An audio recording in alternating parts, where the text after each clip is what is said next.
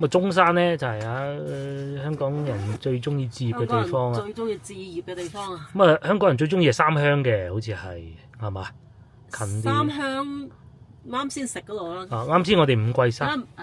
度度都都差唔多咁上下啦。反正都係。唔係，我哋而家咧就喺南區呢度，大家睇唔到0.9即係咩意思？1平方米嘅價錢，就係二手樓嘅價錢。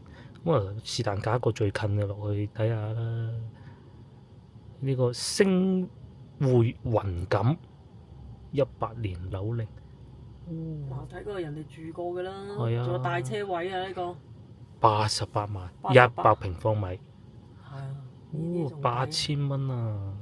佢呢啲就係屬於二手嘅咯，即係住過下嘅啦。咁啊，裝唔裝修你自己決定，因為你交俾你嘅時候，肯定係唔會有呢啲床噶嘛。佢即係實景拍攝俾你睇，88萬，3房2廳1衛，8000就抵啊！8000抵。係啊。咁佢有冇啲細啲嘅套間咧？哦，69都有啊。係啊，嗱，你譬如你話。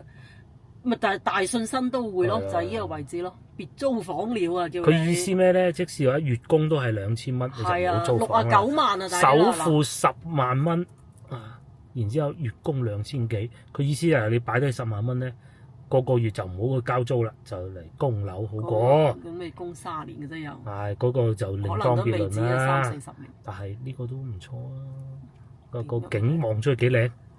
應該係實景新樓嚟㗎啦，呢啲屬於。哎呀，好記你喎呢個。冇點住一啲。係。